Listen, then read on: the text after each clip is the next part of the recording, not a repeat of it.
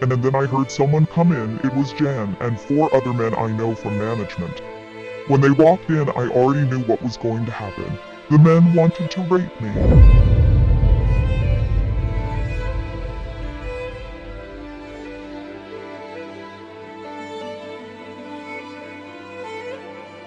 I escaped being raped.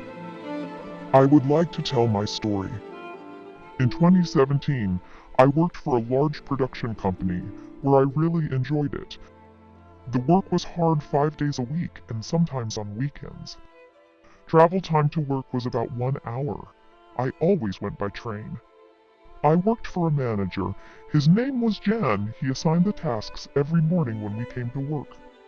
If there were problems at work, we always had to contact him. Jan always made sexist comments and jokes towards women. I always felt uncomfortable about that. I also filed a complaint about this with the management, but they never responded. On a Friday, Jan asked me if I wanted to work overtime until 11 p.m. so I would get paid extra. I said yes because I really needed the money.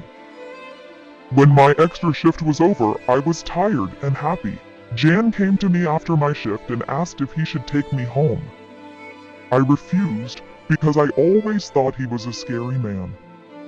He kept pushing and pushing to take me home. I kept saying no. Then he stopped. I grabbed my things from my locker and left the company to catch the train home.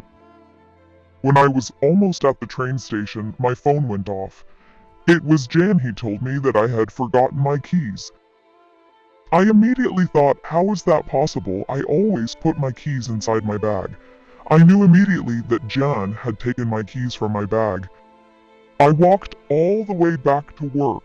The company is located on a large industrial area. It was already 11:45 p.m. late, and there was no one left in the dark industrial area. When I walked back into the building, Jan was already waiting with the keys in his hands, and he had a big smile on his face.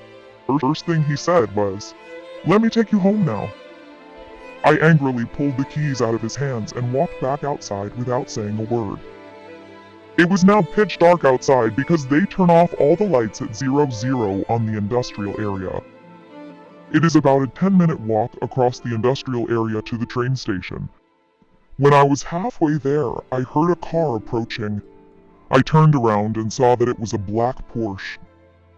I recognized that car and knew it was John's car, and then started running away. John drove towards me at full speed when he rode next to me as I ran away. He opened the car door and it hit me, causing me to fall to the ground. I was lying on the ground with a lot of pain in my knees. John stopped the car and calmly walked towards me and grabbed me by my hair, and pulled me into the car by my hair. I screamed and tried to stop him. He was too strong for me. In the car, I immediately tried to get out of the car, but couldn't because he had locked the door. I tried to get out through the driver's side, and almost succeeded. But John gave me a hard kick in the face. And then my body stiffened from that hard kick to my face. When I recovered from the blow after a few minutes, I saw that we were driving back to the business premises.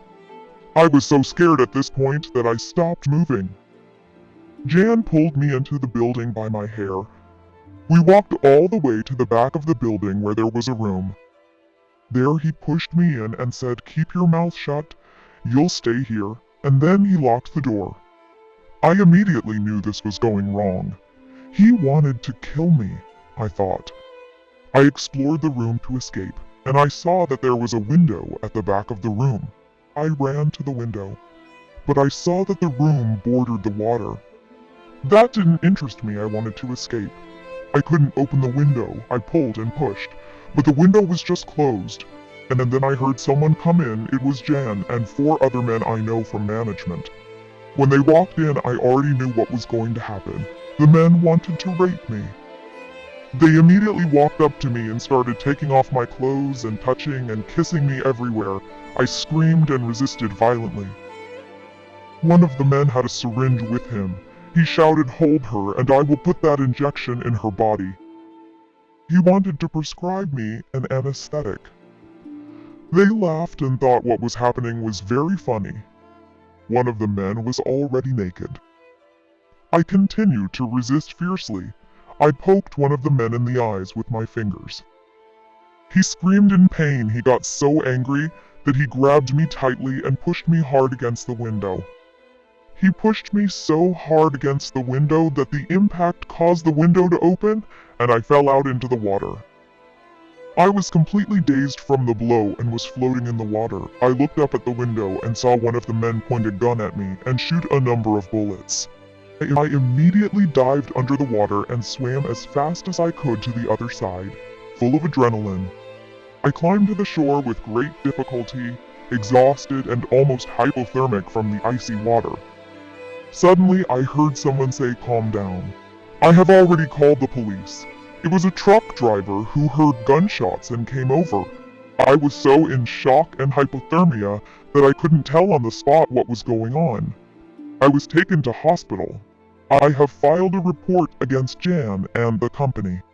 I lost the case because there wasn't enough evidence of sexual assault and attempted gang rape.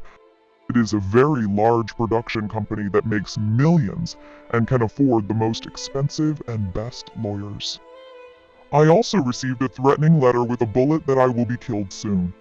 I have a strong suspicion that the company is behind it. One night, a Molotov cocktail was thrown into my house and my house almost completely burned down. I decided to flee and have been in hiding ever since. And not sure about my life. I feel dirty, abused, sad. What did I do to deserve this? Why can people do such horrible things to other people? I'll never understand. There are many bad people on this earth. This is my story.